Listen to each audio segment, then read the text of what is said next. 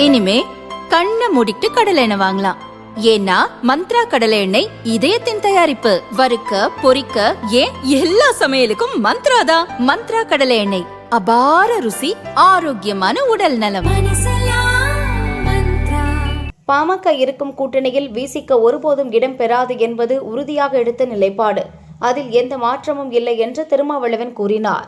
நிதிநிலை அறிக்கையில் தமிழ்நாடு அரசுக்கு எதுவுமே ஒதுக்கீடு செய்யவில்லை என்பதை கண்டித்து திராவிட முன்னேற்ற கழகத்தின்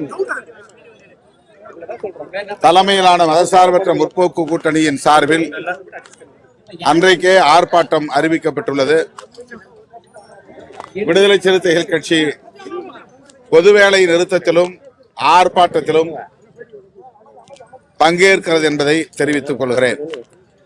அமெரிக்க அரசோடு இந்திய அரசு மேற்கொண்டுள்ள வர்த்தக ஒப்பந்தம் இந்திய மக்களுக்கு விரோதமானது. குறிப்பாக விவசாய பெருங்குடி மக்கள் கடுமையாக பாதிக்கப்படும் நிலை ஏற்பட்டுள்ளது.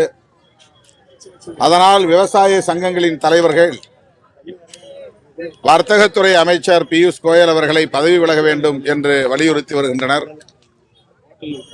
அந்த கோரிக்கைக்கு விடுதலை சிறுத்தைகள் கட்சியும் ஆதரவை நல்குகிறது, அதை வழிமொழிகிறது. அமெரிக்க அதிபர் டிரம்பின் சதி முயற்சிக்கு இந்திய பிரதமர் மோடி அவர்கள் பலியாகிவிட்டார். இந்திய நாட்டு மக்களின் நலன்களை விட ஏகாதிபத்தியத்தின் நலன்கள், கார்ப்பரேட்டுகளின் நலன்கள் தான் இந்த ஆட்சியாளர்களுக்கு முதன்மையானதாக இருக்கிறது என்பதை இதன் மூலம் அறிய முடிகிறது. இந்த வர்த்தக ஒப்பந்தத்தை இந்திய மக்கள் அனைவருமே எதிர்க்கிறார்கள். எனவே மோடி அவர்கள் இதனை பரிசீலிக்க வேண்டும் என்று விடுதலை சிறுத்தைகள் கட்சி வலியுறுத்துகிறது. இது திரும்ப திரும்ப யூகமான ஒரு கேள்வி. இதற்கு பலமுறை நான் பதிலளித்து விட்டேன். எங்களுக்கு தனிப்பட்ட முறையிலே எந்த ஒரு சமூகத்தின் மீதும் காழ்ப்புணர்ச்சி கிடையாது. பாமக ஏற்கனவே எடுத்த சோசியல் இன்ஜினியரிங் என்கிற நிலைப்பாட்டால் தான் நாங்கள் 2011ஆம் ஆண்டுக்கு பிறகு ஒரு வெளிப்படையாக அறிவிக்க வேண்டிய முடிவை எடுக்க நேர்ந்தது. அந்த முடிவைத்தான் நான் மறுபடியும் சொல்ல கடமைப்பட்டிருக்கிறேன். அதில் மேற்கொண்டு கருத்து சொல்வதற்கு எதுவும் இல்லை. தமிழ் வந்து உதவாது என்று கமல்ஹாசன் தெரிவிச்ச கருத்து சர்ச்சையா போட்டு உங்களோட பார்வை?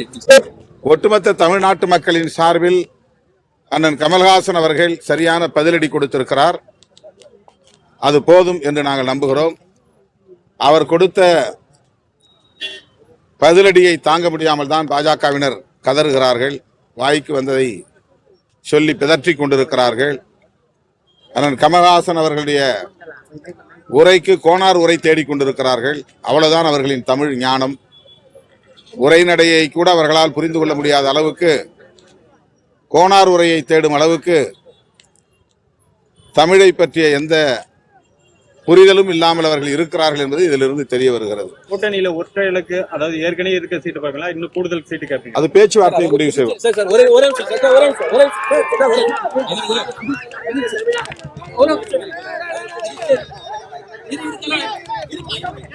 புதுச்சேரியில திமுக தலைமையில கூட்டணி அமையணும்னு சொல்லிட்டு உங்க கட்சி நிர்வாகிகளும் சரி, மார்க்சிஸ்ட் கம்யூனிஸ்ட் உள்ள கட்சி எல்லாம் தலைமையை சந்திச்சு வலியுறுத்தினாங்க. உங்களோட நிலைப்பாடு எப்படி சார்?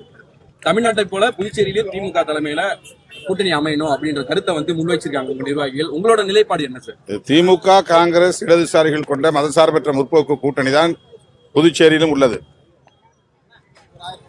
புதுச்சேரியில் தோழமை கட்சிகளோடு பேச்சுவார்த்தை நடத்தக்கூடிய அளவுக்கு ஒரு கமிட்டியை திமுக தான் கடந்த காலத்தில் நியமித்தது. இப்போதும் திமுக நியமிக்கிற அந்த குழுதான் விடுதலை சிறுத்தைகளோடும் பிற கட்சிகளோடும் பேச்சுவார்த்தைக்கு தயாராகி கொண்டிருக்கிறது. அந்த பேச்சுவார்த்தையில் நாங்கள் முடிவு செய்வோம். புதுச்சேரியில் யார் தலைமை வகிக்கிறார்கள் என்பது புதுச்சேரி சூழலை பொறுத்து அவர்கள் முடிவு செய்வது. ஆனால் எதுவாக இருந்தாலும் இது மதசார்பற்ற முற்போக்கு கூட்டணி தான். ஆகவே அதில் நாங்கள் இணக்கமான முடிவை மேற்கொள்வோம்.